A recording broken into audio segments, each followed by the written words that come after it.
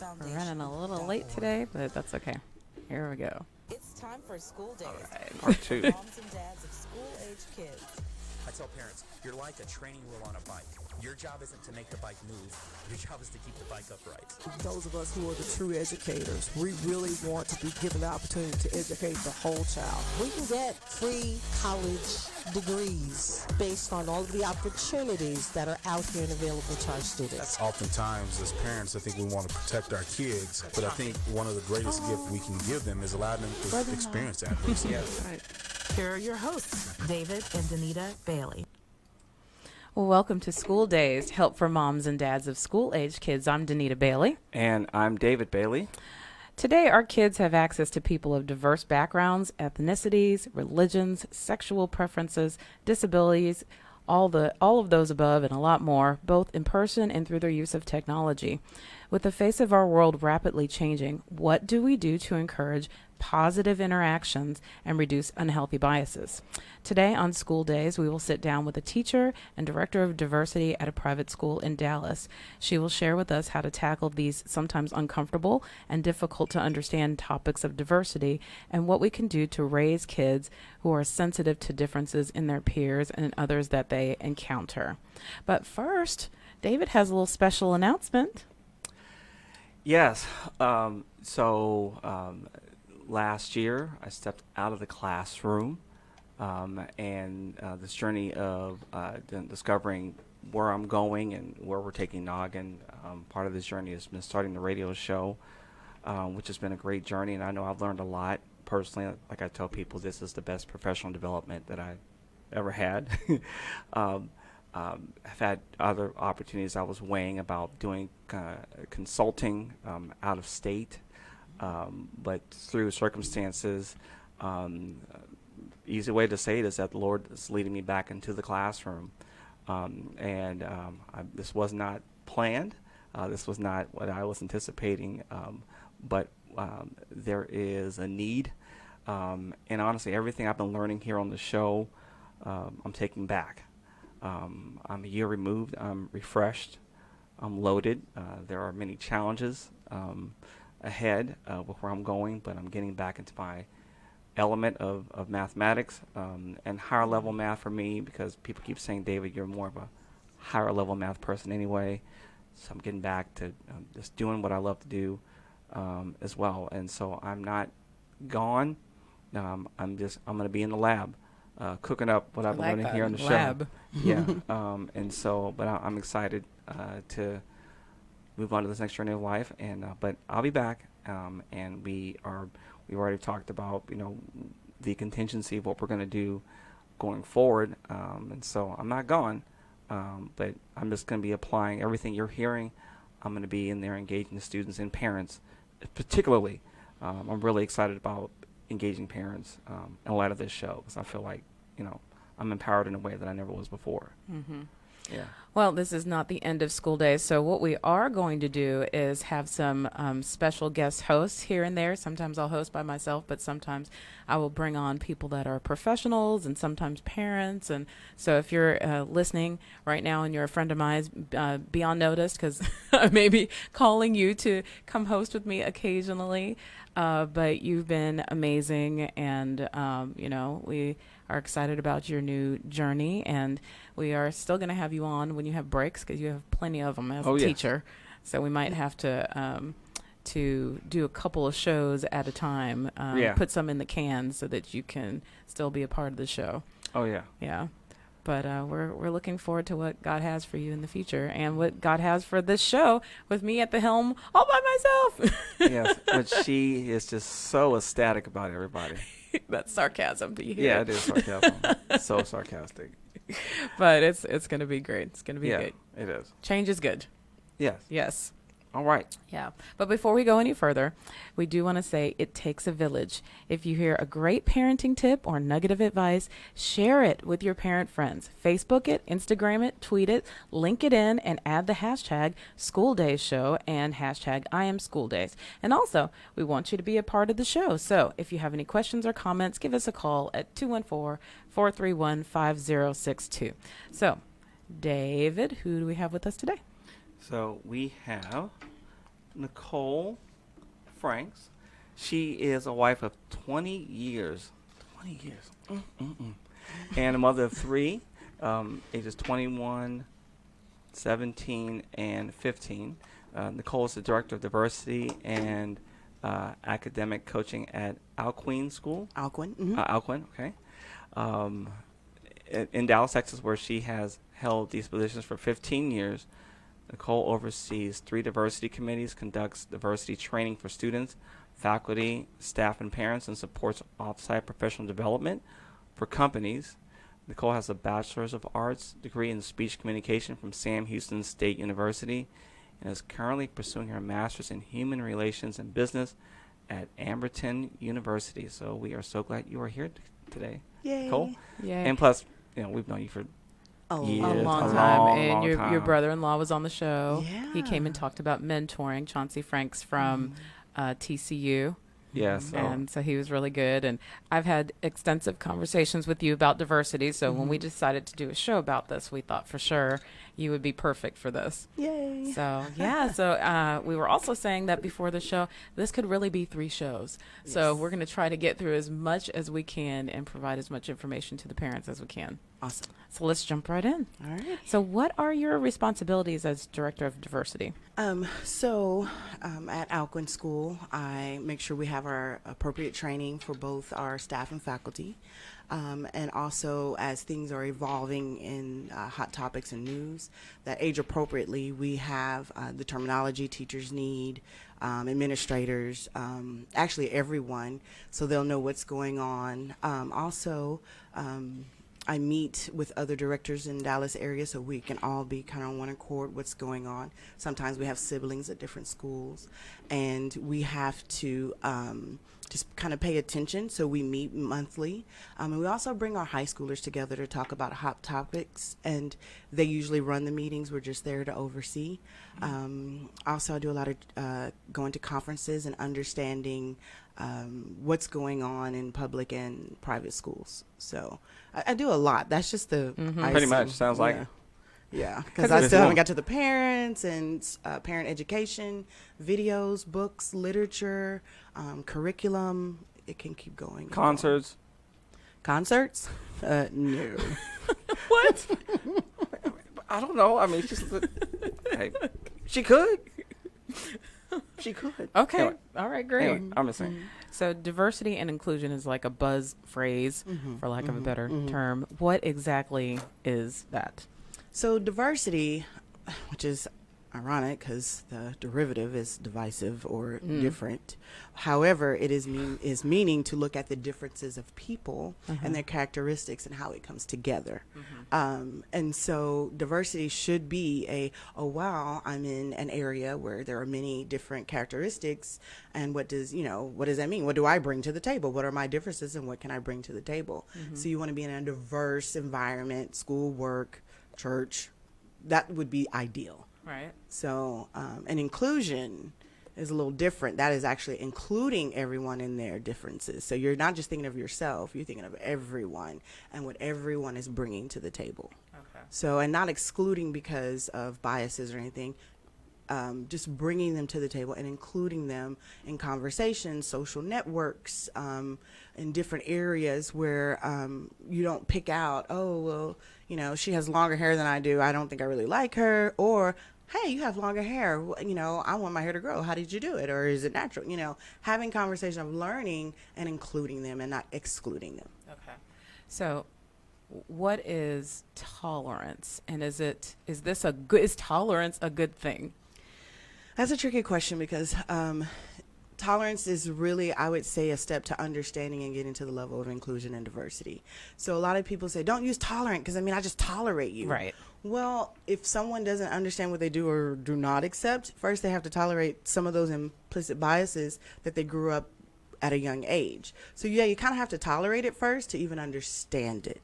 And people, there's a tolerance by the Southern Poverty Law, and they do teaching tolerance, and it's just taking you to the basic all the way to the not extreme, proficient in knowledge, and they're helping you understand with literature, videos, articles. So you start with tolerant because you don't know right? And you can't say, oh, I'm inclusive, because that'll get you in trouble when you say something that's not inclusive or undiverse, right? So you're learning, start at the basic and just understand what you're comfortable with and what you tolerate. And so it's that tolerance word has been very difficult sometimes, because people assume tolerant means I still dislike you and I hate you. I'm just tolerating you. And that's not necessarily the truth.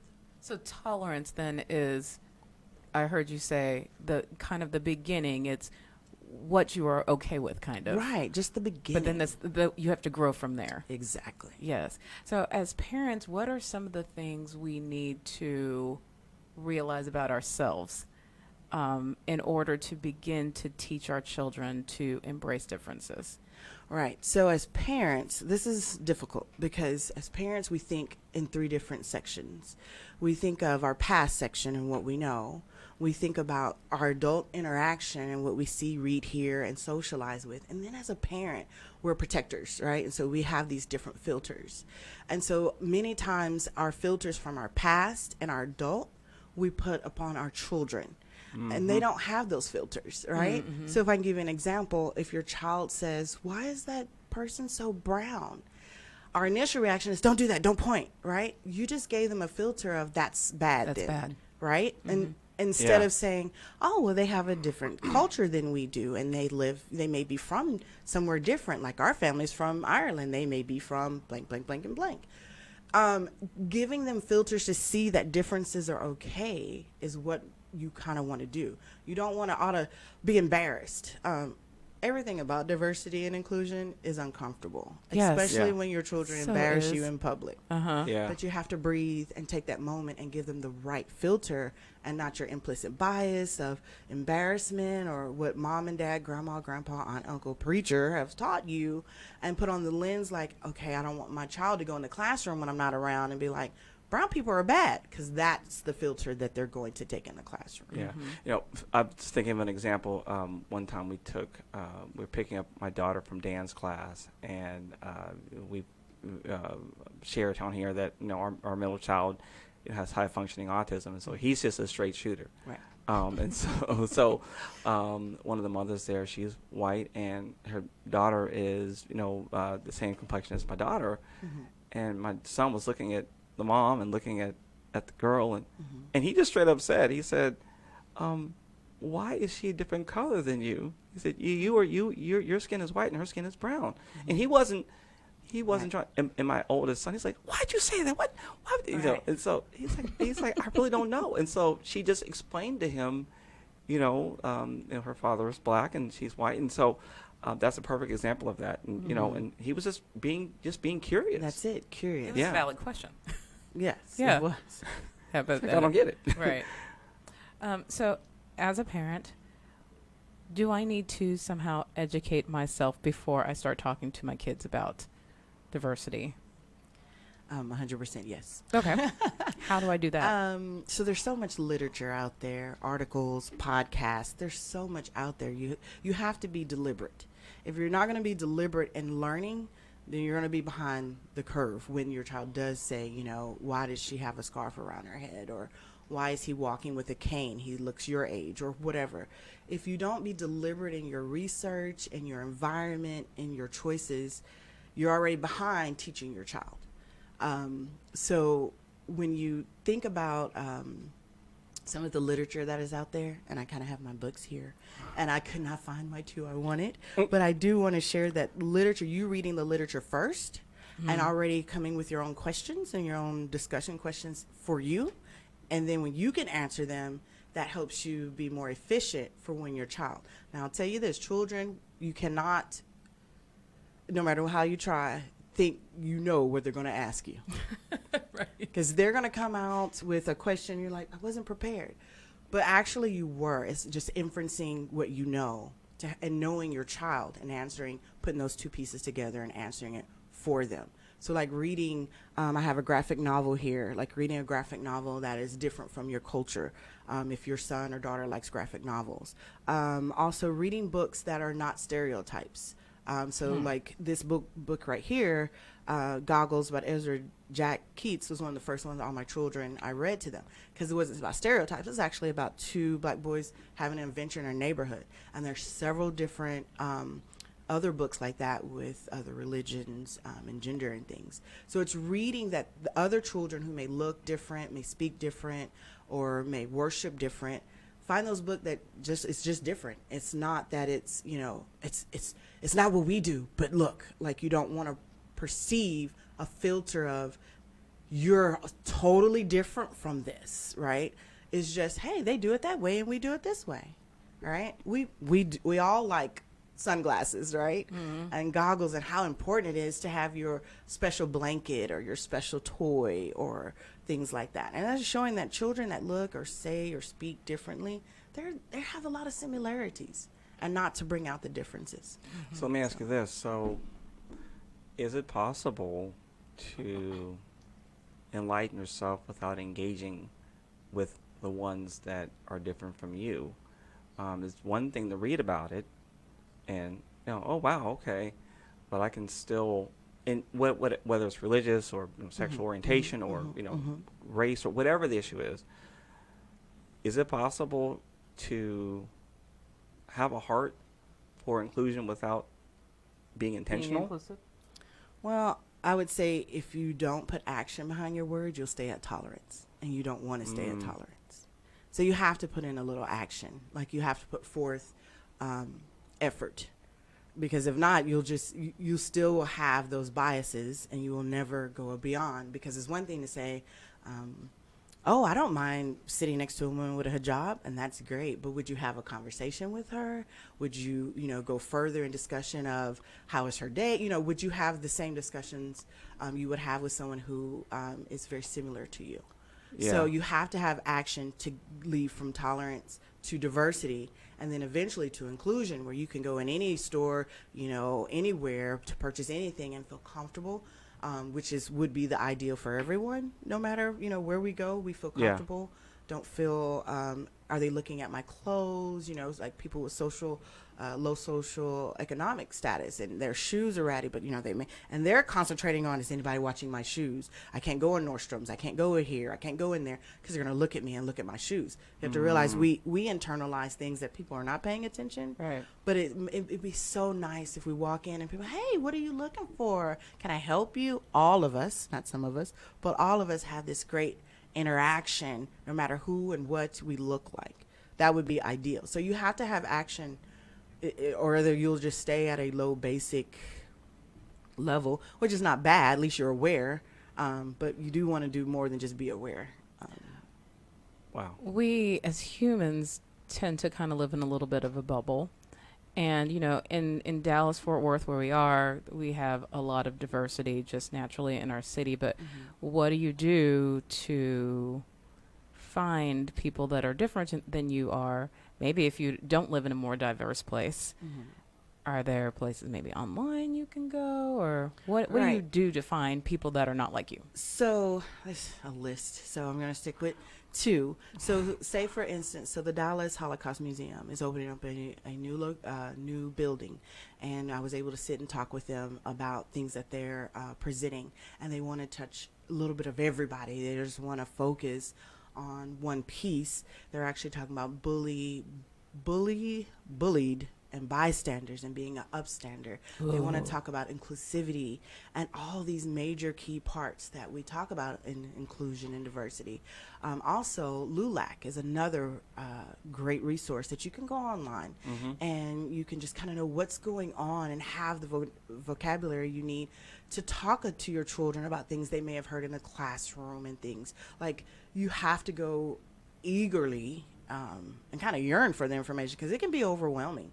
You may disagree with things, but you still have to go out there. Also, there's a Center for Racial Justice for Education, and that is located in New York and in Dallas. Bianca Anderson is, I think, over the Dallas, and she is amazing, and that whole piece is amazing. And they have a part for parents to learn about how to talk about race in the classroom, but gives the parents a tool to talk about it at home. So there are many avenues that parents can actively go look and at least get vocabulary. And sometimes we're at our phones, so it's easy just to go to some websites and find some information.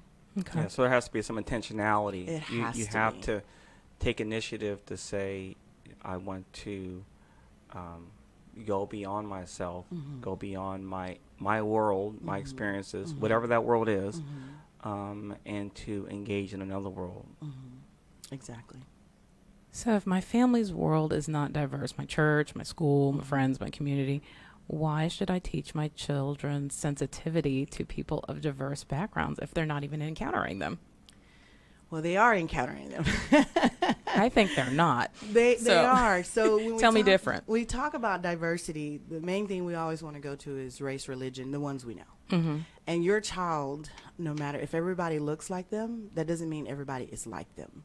So, for instance, I'm going to use something graphic, which is for moms and dads. So this will be good. So if you have a nose picker in the classroom, right, or in your Sunday school or in your worship service, most people are going to point one finger, right?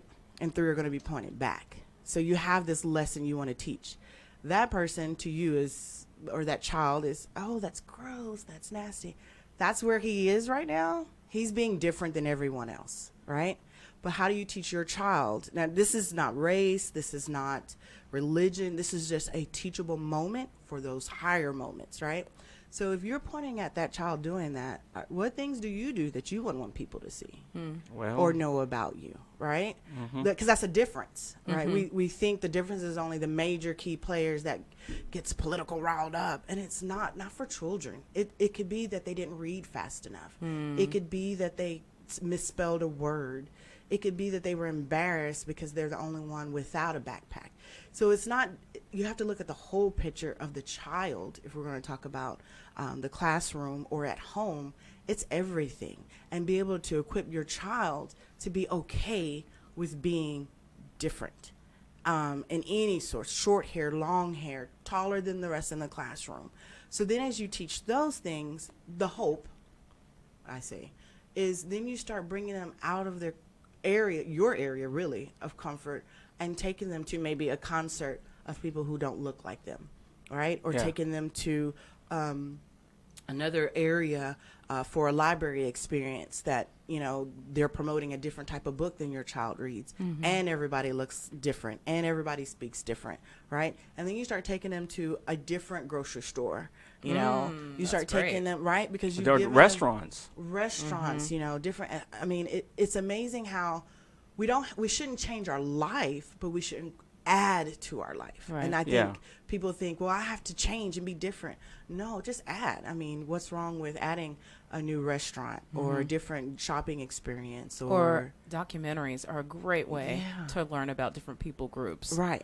Or reading different types of books that, you know, don't necessarily look like your child or even speak like your child. There's so much literature, age appropriate from kindergarten already up to high school, college even.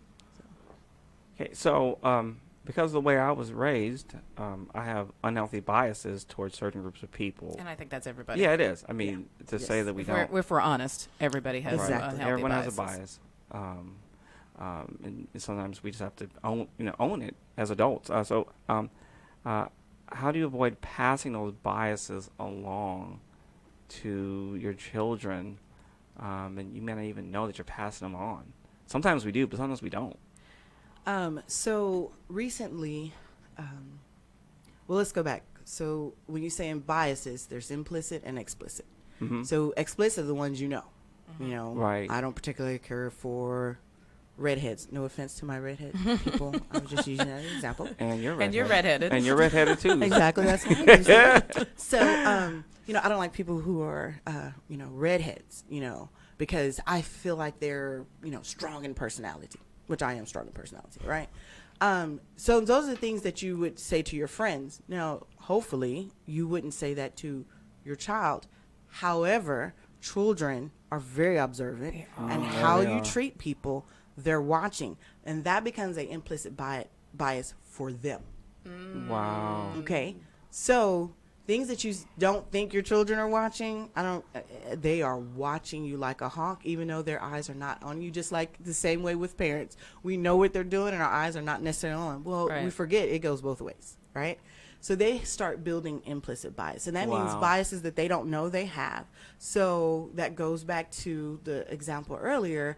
Mommy, why is his leg shorter on one end and not the other?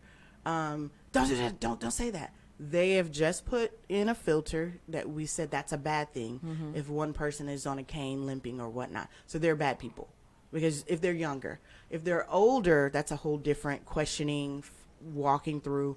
And the conversation your teenagers are having with other teenagers who have implicit biases. And they don't know they're getting them from parents, TV, and in 2019, technology. Right. Yeah. So they're building these implicit bias. So recently, people have been trying to unpack what that means of growing up and grandparents saying, you have to wear so-and-so to church. Or when you go to school, they can paddle you. And when all these things and it's putting meaning to certain people, environments, and all these other things that we grow up with. So if I was a parent and I really want to work on it, I'm going to think about who my friend group is, right? And what we're talking about. Are we helping each other, or are we bringing each other down?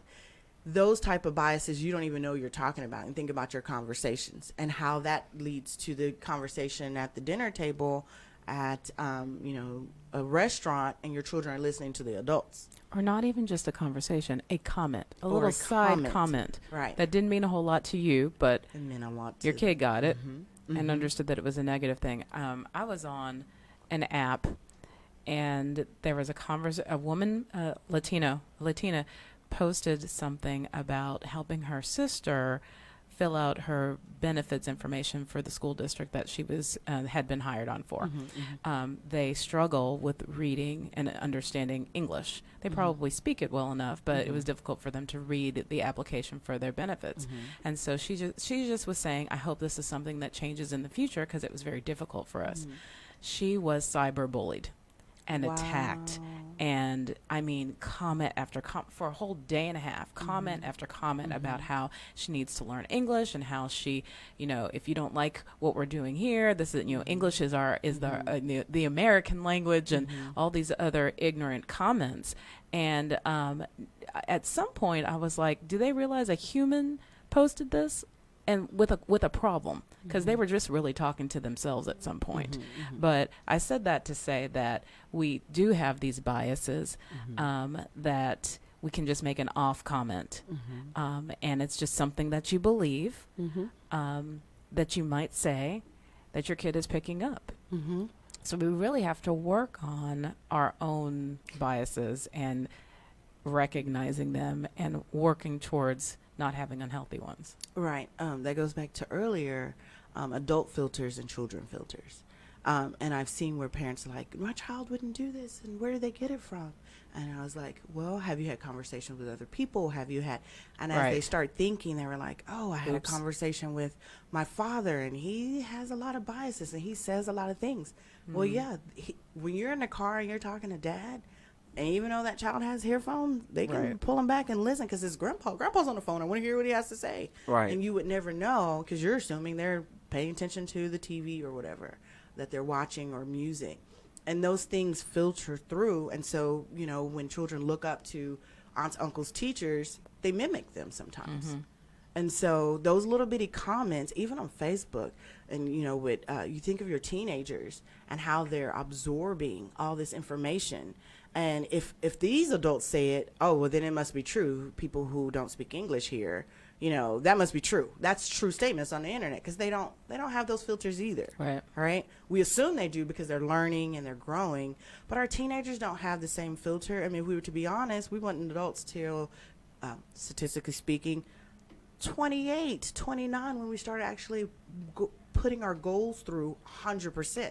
Not the 20%, I got a house, got a car. We're talking about full-on goals when we're thinking logistically. I mean, statistics tell us we don't really be adults till 25, 28, right? So then you put on these adult features on these teenagers. They should be responsible. They should be able to do this. Their brains are still growing. Their brains... They're not fully developed. Not statistically, they are not. So having these implicit bias, they're stacking. So by the time they're 28, they've built up, and then asking the question, if I have children, where are we going to live? And they're already putting their biases on where they're going to live. Right. So I know as an African American person, I'm dealing in my community. We want better for our children. And what does that mean, better? So now you're already saying the way I grew up wasn't good, because my growing up was a little off, don't get me wrong, but I loved it, right? I mean, it made me who I am today. And I hear my children say, I'm going to do stuff different than you. You can try, but you're going to be like I did my mom. I'm doing what she did because I'm responsible, goofy, silly, and I love all that about me, right? And that's also going back to what you said about how do we know? We got to be aware that we even have both explicit and implicit biases. We have to know that, and we have to be deliberate, because people don't want to know about them. No one wants to look in a mirror and say, you said something that wasn't quite culturally appropriate. No one wants to say that, and no one's telling you not to either. That goes in a whole nother segment of microaggressions, but no one wants to see that they have these biases, whether intentional or unintentional. Yeah. But you gotta be deliberate, and our children are going in a different world, and no one wants to recognize that. It's not 1980s where, you see we all dressing like Michael Jackson, right? You had a blonde haired kid, mohawk, and he's in a leather jacket and MC Hammer pants, and I'm with a curl and MC Hammer pants, and it's not like that anymore. I had a box myself, believe it or not. You had a box? Yeah. I can believe it. Yeah, I was rocking the box, but I was in denial. But my hairline was going back already, so it didn't look good. I had to shave it off. A receding box? I did. It wasn't too bad. It wasn't bad. Dear. It wasn't bad. 88. It wasn't too bad yet. Okay. Anyway, That kid could not have been good. I'll have to show you some pictures. Please do. Yes. You laughing too hard, babe. It was pretty funny. Fine. Let's take a quick break to say that if you have any questions or comments for our guest, we would love for you to chime in. Give us a call at 214-431-5062. I'd love to talk about, since you are a teacher at a school and a diversity director, what is happening in schools so that we can, because like we said, the environment is changing so much, and just through technology, they're encountering more than just what we'll let them watch on TV. Definitely. They're going rogue. So they're seeing a little of everything and encountering all sorts of people. So how are schools responding to that? Well, it'd be difficult to answer because it's really a district-wide thing in public schools.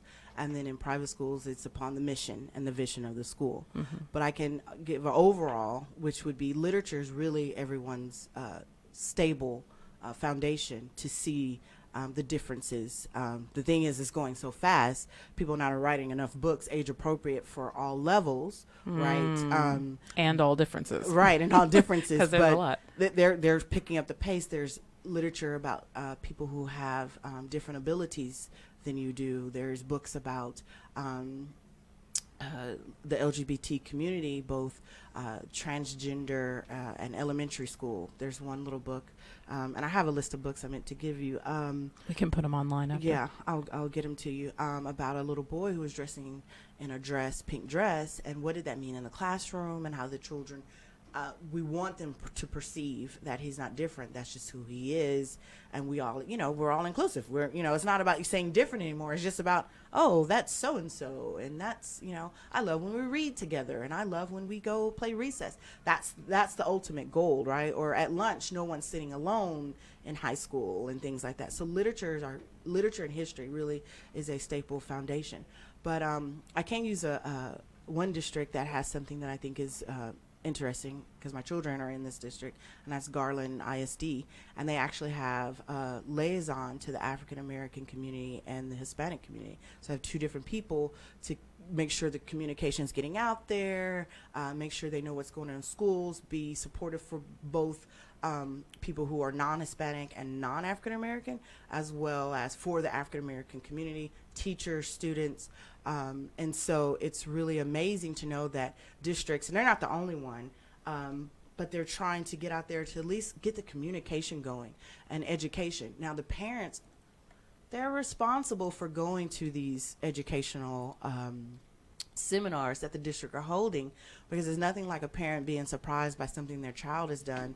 And I know the teachers, well, let me speak to I would be like, I know we presented this to you already that you should have been looking for in your child's behavior or going through their social media or, you know, certain things like that. And so when the parents are surprised, the district is like, we handed you information we needed you to do, because we're a partnership, right? We're going to talk about that next week, actually. Oh, yay. Partnering with the school. Yeah, that's important. But, you know, we don't read stuff. We don't. And everything quick and fast. And I think that if you were to ask me what would be the reason why we're not gaining the momentum we need in diversity and inclusion, is because no one wants to read. Everybody wants to have the information given to them. And when we give it to them, it doesn't have any merit or doesn't have any push behind it, because if I do it, I own it.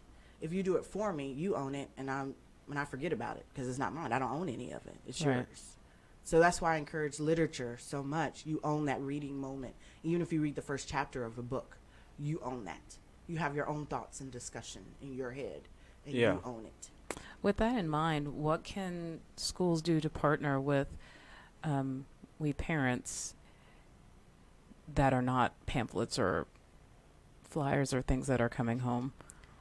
Have you seen anybody doing anything that is helpful? Because I'm going to be honest, I get overwhelmed with all the things that are sent home, and it's difficult for me to keep up.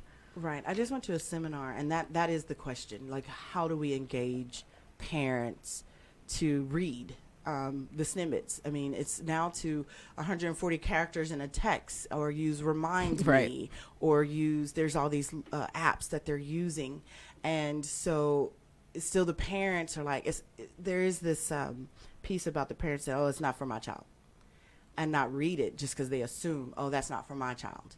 And then, you know, the cliche words, just trying to grab the parents' attention, that it may not be for your child, but it could be your child's friend, or it could be something to just support another parent. Because I think you said earlier, it takes a village, and many people don't have that rationale anymore. So I think that's going to be an ever-burning question until, you know, a particular group, you know, fire up. And it's always usually something that happens to make people really get fired up. And I think that's what schools, the seminar I went to, where everybody doesn't want that to happen. You know, we don't want to be that school in the news and now we're doing something. We want to be proactive. So it's important. But I don't think until people are ready to be proactive, no matter how we change the communication and make it easier, they have to want to read it and want to buy in. I came across something that was really interesting. In 2018, the College Board made a change to the high school AP history exam to begin questions from 1450 and course curriculum from year 1450. So there was an outcry with students and teachers, etc., that the change would present a skewed Eurocentric historical account to students and eliminate from the class curriculum that was essential contact from 1200 to 1450 period, which includes the global trade networks, state building in the Americas and Africas, or Africa, not Africas, how religion shaped Africa, Asia, and Europe, and intellectual science and things like that. So that was a really long, not question, but why was that even important that they would eliminate history prior to 1450? I know this is really a rich question. It is a rich We can't get into a whole lot of it. So I do teach history at my school. And between 1200 and 1450, there is a lot of information, a shift in how slavery was looked. So one of the main people in that time frame is Mansa Musa. He was a West African king, and he was traveling from his kingdom to Mecca. And he had servants. He called them servants. The translation is servants. But some of us would look at them as slaves, but they were even dressed in royalty, right? They had gold. They were presented as if they were his everything, as well as his whole, you know, court, right? And he was kind. Unfortunately, his sons were not, but he was kind to when he went to Egypt. because of his gold and riches. The history is told that Egypt lost their currency because of him when he came in with his entourage, which most people think that's a whole kingdom alone, and it wasn't. And he was giving his servants, and he was doing different things. And this particular history of his trek to Mecca is so important. Him being one of black king, an African king, and with the riches. He is, some people do not know, but he would be one of the top 5 billionaires of our time today. That's how much he had, and he gave it away endlessly, right? That particular history is important for many reasons. One, the African culture, and how it is explained. One, we don't say Africa is a country, it's a continent, and having that terminology is important, right?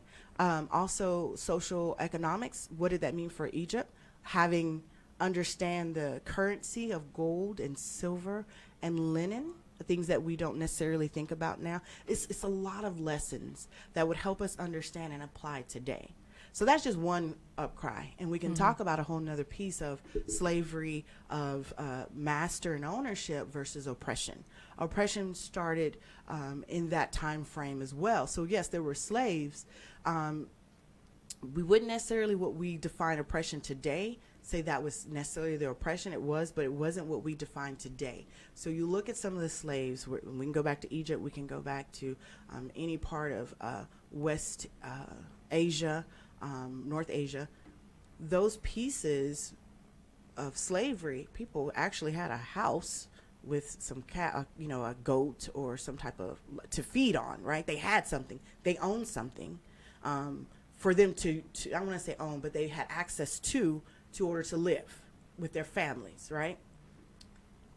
Now, when we look at the 1450 and you start looking at the trade and globalization, you start seeing the oppression of not being worthy, and that changes the whole meaning of slavery. And that is in that time frame. So when we take out, some people can say we're taking out meaning, not just race, but also social economics and what many different cultures contributed to the world globalization. And slavery was huge, right? So you look at the social economics of West Asia, Europe, then what happened in Australia, and you start adding all these things together, it's not a pretty picture, but it's a learning, like maybe we're repeating some history here, right? So when you take away a chunk of history, who's to say we don't repeat it? And I'm not saying we're repeating slavery by no means, but our economics, our social, our class, hierarchy, different things like that. There's things that we would learn from different cultures that won't be there. Now, this is my opinion, by the way, of my studying. I talked to a few parents about this, and not that don't just look like me. Like, why are we missing this piece of history, right? Of all the great wars, the Christian Crusades, and what did it look like in 1312? Because there's some important stuff to know about that. Luther and all. There's so much to know. Yeah. Of religion, and so why would we take out that chunk? So are schools doing a good job of using inclusive curriculum as a whole and inclusive terms and things like that? I mean, yes. So I go to training, and we all, yes, and having the time to implement it, we have to do what we can do. We're giving resources, websites, seminars, professional development, and having the time to do it in the classroom. Now, I'm a different piece because I work at a Montessori and IB, so I do have the time. But if you were to interview some of my friends, I think they would like a little more time for that inclusive. And some of them really work hard dealing with the TEKs in Texas to do what they need to do and also maneuver some of these nuances like music, bringing in music in the classroom, even from rap to classical, and having the children be able to do some differentiation of what does that sound like to you, what does it mean to you, and having group discussions. So, I mean, of course, I would love it more in the classroom, but we can, our time we have during the day is, we have to do a lot. Yeah. We have to do a lot. So, if you're in a more of a homogenous environment, with race, or with, let's say, even with academic, like an academic group of people, or people tend to move in cliques, in schools, how do we become more inclusive? How do we encourage parents to encourage their kids to? I mean, you know, birds of the same feather flock together, no matter what it is. But you know, I've seen even within a classroom where you have the kids who know, and the kids who don't know, especially in math. Math is one of those areas where it, you know, sometimes can really stick out. How do we include if our world is not like, you know, it could be in the same race or same this type of whatever it is. How do we encourage our kids to, when they go to school, we're about to go back to school, what are some practical things that they can do to be intentionally minded in how they engage their peers? Now, let me make sure I understand. Is it the parents and how they? Well, how do we encourage the parents to encourage the kids to, when they get back to school, they're being more inclusive in how they do their day to day, because that's where the rubber hits the road, is when they go to school. Right. Right. I think one of the things that we talked about earlier was I think Danita asked me about children that are all the same in the classroom, and I think I went to outside the classroom, because that's really where it starts. Part one, I think it starts with, if you're in this same culture that looks like you, whether it be school or at home, to venture out in different places. I think part two would be to talk to the teacher and have a relationship with the teacher, and ask, you know, is my child able to, you know, bring in some history about a hijab, you know, and I could be saying it wrong, and I apologize. Or can my child come, we are part, you know, Polish, and he or she wants to share, you know, this food. Is that okay? Or at least a presentation. Like, partnering with the teacher is really good to bring in culture that is different from what's in the classroom. That's a suggestion. Again, timing, that could be hard. And then also intentionally putting your children in activities that, you know, a dance company that teaches in a different part of the city, with different people, and they dance different ways. I know I have a young lady, she is a Caucasian, and she is part of a black dance company. The parents literally travel away so she can learn hip hop and everything. And it was funny, she said one of the parents called her and said, your child is teaching my child new dance move, and this is so cool, because our family we don't have rhythm, you know. And so that one action actually spread some positive to other children who look like them. So again, it's not about if we all look alike, it's about branching out, adding to. Right. It's hard to, you know, statistically speaking, with all the great schools in the suburbs of Dallas, how do you say, no, I don't want them to go to this ranked #1 school, and even though everybody looks like them academically, you know, how do I take them away? Because we still have their future. So I wouldn't say take them out of the environment. Again, it goes back to earlier, add to their environments. There's some things you just can't change. You can't change the makeup of your family. If everybody at Thanksgiving all look the same, you can't say, hey, you know, I need some of you to tan a little bit, or I need some of you to change your clothing, or, you know, lose a tooth or something. You can't change their makeup, right? You have to just add to your environment the best you can. Yeah. So, you know, with you know, the class differences and all those things. So if I branch out of my world, if someone is, maybe they don't have friends at school, or maybe someone looks different, or dress differences, or talks different, or they come from a different socioeconomic status, or a different color, whatever it is, I might be ostracized by my peers. I might be ostracized by my parents if I do that. And sometimes kids would rather not rock the boat, or sometimes parents may not want to rock the boat because of being ostracized or judged, because now they're going beyond their the norms of whatever that norm is for them, Or what's acceptable. Yeah. How would you encourage that family? So that's two parts. So you have your younger, I call it the pre-hormonal child, where they're beautiful flowers that have a little stink and just beautiful and swaying. And then you have the ones that like, what happened to the roses? Like, this is horrible, like after hormones. So those are two different types of children. Okay. Your younger children, again, are sponges, right? So they're not thinking about rocking the boat unless somebody actually tell them you're rocking the boat. They don't know they're rocking the boat. They don't know until someone actually points to them that they're rocking a boat. So they wouldn't really know. It would be the parents to give them, and this kind of goes, could be a whole nother section, bully, bullied, and bystander, and teaching your child to be the upstander, right? Teaching your child to, again, if you're exposing them to differences, one, you're equipping them for when they get pointed at, because we've all been pointed at one way or another, right?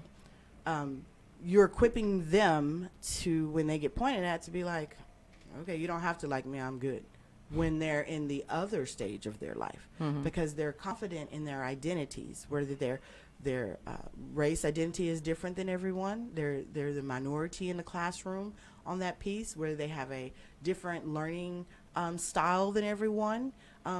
The wonderful flower, they've been equipped. They've been watered, the just right sun, not too much, because you've given them the tools of having conversations about differences and inclusion. You've given them all those great tools, right?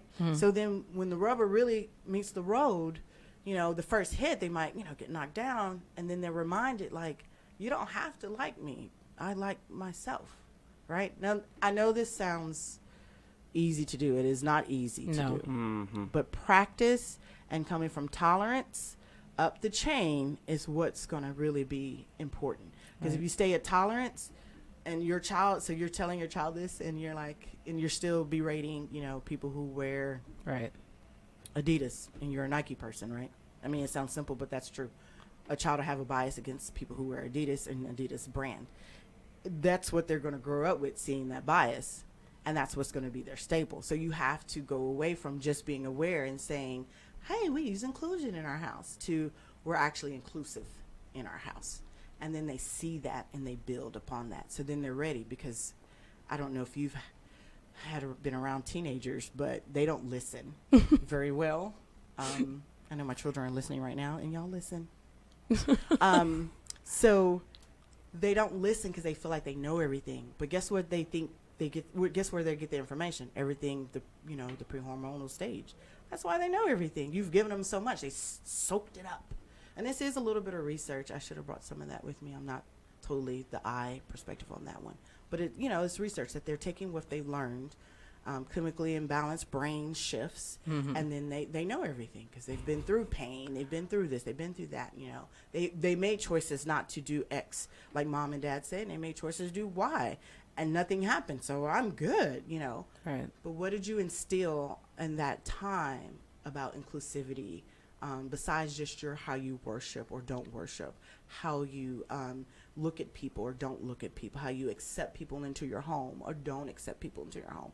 What was that pre-time looking like for them to go into the world? So it's a two-person question, but it goes from not just staying at tolerance, basically. It's being deliberate. What would you say to the parent who, and this is a hard one, is concerned about enforcing their family's values or religious beliefs? How would you direct them or guide them in teaching acceptance towards different sexual preferences or different religions? So I'm going to talk from a personal piece, and not necessarily I'm going to take my diversity hat off and my teacher hat and talk as a personal perspective. I'm a minister, and going into diversity, I had to think about, I'm going to talk about things that I'm not going to want to talk about maybe. However, with my own belief system in Christianity, I had to figure out what was best. And I had to stand on staples that I was taught, and that was love. So my answer to that is I still teach that I teach love first. And I teach our biblical principles, and our children have a right, our three children have a right to make choices. That doesn't mean we're going to agree with them. That doesn't mean we're going to validate them if we disagree, but it doesn't mean we're going to love them and walk them through. Yeah. And so our values don't change. It just is implied more and supportive and loving first. That's right. We do have a caller. Caller, can you hear me? I sure can. Okay, great. What's your name and where are you calling from? My name is Calvin Mann. I'm calling from Detroit, Michigan, from my nonprofit Encourage Me. I'm Young and Good Fathers Only. There were two things I wanted to do because I'm going to be jumping on a conference call here real quick. Here are two things that I think we all should be looking at around education. One is collect them phones at the start of the school. We got to do something about the phones because the big distraction that the kids have, we got to get our kids back to practical. Number of libraries have reopened, the whole nine. And I think that's an area that parents and all of us can help because we're losing our kids to a lot of drama around the cell phones. Number two is just reteaching respect. We have a respect day that we started 4 years ago. This will be our 5th year coming up around education in school. And we've been trying to get other schools and education people involved because it clearly helps with the environment. And our environment is what's really hurting education across the board. A teacher has to spend at least, I'd say, about a good 15 minutes just in correcting a student. So that 15 minutes could have been used to listening to the student, pulling the stuff out of the kid, and then allowing them to focus. Those are the two things that I wanted to suggest. I know I got to get on this call. I love what you guys are doing. I'm going to follow your page, and I appreciate the tag. A friend of mine will tag me because we're big around fatherhood. All right. Awesome. Well, thank you so much for calling. Thank you so much for calling in. awesome. Appreciate it. You have a great day. You have an awesome. So we have about 30 seconds. Any last comments for our parents in this journey of acceptance and not tolerance, but growing from tolerance and teaching our kids to value diversity? I would say that partner with your teachers, be aware of what's going on with your child, and to tag on him, go through your children's phone. You pay the bill. Go through their phone. It may not be them that is doing something. It may be a friend's life you're saving. Go through their phone. Yeah. Go through their phone. Know their culture. Know your child's culture. And be deliberate in understanding who your child is from the youngest to the oldest. And I would say that culture in your own family will help you define lifting from tolerance to acceptance and then inclusive, where you just naturally accept and just walk in a room with people who may not look like you, talk like you, or speak like you. So that would be my 2 pieces. I love it. Thank you so much Thank for you. sharing such rich Thanks, Nicole. information with us. But we are out of time. So thanks so much for joining us. And as always, at this part of our show, we want to share what's going on with Noggin. So Dave, what's going on with Noggin Educational Coaching? So we are just about there now, and kids are in denial, and parents are getting a little happy. Teachers are in denial. Well, then no, some of them are not. Yeah, they're in denial. It's like last weekend for some of them, but we're here. But is your child ready to go? My commitment to Noggin Educational Coaching has not changed or shifted. We're still equipping families and students. We want to make sure that your child is ready to go. If you have SAT, ACT tests coming in August, early fall, it's still time to get ready. You don't want to walk in cold. Many kids are struggling because of that. We want to make sure that you're ready and know exactly how to attack the test and just how to start the year off right. Knowing how to be a student, getting those foundations, learning how to study, all the things that you're going to need for success. Knowing and just showing up and taking tests is not enough. You need skills. Just like any great athlete needs skills. LeBron James has a coach, and he's LeBron James. So we want to help you no matter where you are on the journey, and you can reach us at info@noggineducation.com. It's NOGGIN. And don't forget, we have a little less than a week left in our hashtag Bought a Backpack Challenge. So today through August 4th, you can take that challenge. Each summer, we collect brand new backpacks for students who participate in our summer math and reading program, as well as local students in need around town. So we challenge you to take the hashtag Bought a Backpack social media challenge. And it's easy.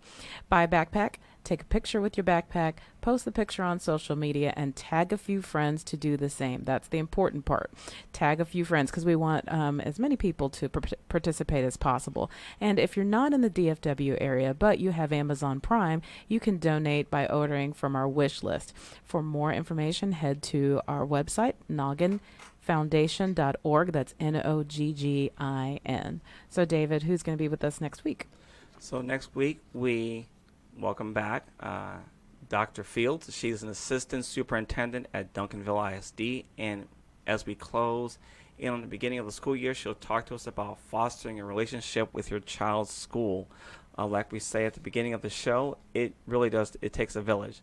And so helping your child succeed in school can be challenging, but with open communication and partnership with teachers and administrators, we can help, we can get the help we need to help them flourish. And I can say as a teacher, please reach out to us and don't go over our head. That's the last thing. Don't go straight to the principal if you got an issue with me as a teacher.